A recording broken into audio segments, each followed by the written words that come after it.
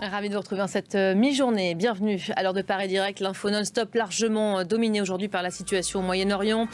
Au lendemain de l'entrée en scène des Américains, le bras de fer militaire entre Israël et l'Iran se poursuit et se durcit même.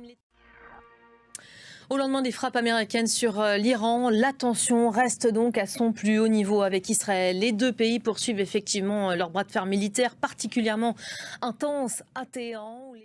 Depuis la fin de matinée, vous vivez des moments particulièrement difficiles. Racontez-nous ce qui se passe au moment où l'on se parle. Les frappes ont commencé il y a environ 1 heure et demie.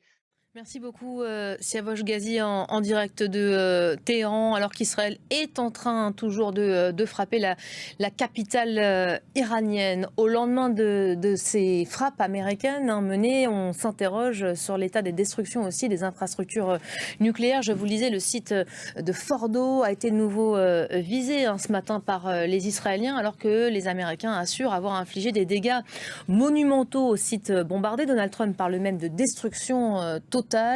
Téhéran affirme toujours de son côté posséder des stocks d'uranium enrichi. Que sait-on des 3 sites touchés?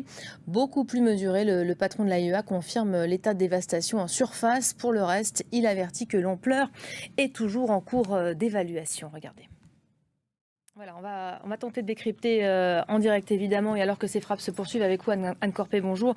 Ce qui est en train de se jouer en Iran aujourd'hui. Il y a 2 actions, semble-t-il, qui sont en train d'être menées en même temps. Des sites nucléaires qui sont, à l'heure où l'on se parle, toujours visés aujourd'hui, après l'entrée en scène des Américains hier. Et puis on le voit aussi, les Israéliens qui s'en prennent désormais à des symboles forts du régime, comme le QG des gardiens de la Révolution. Donc, Oui, alors on va d'abord parler du nucléaire, si vous voulez bien. Merci beaucoup, Anne,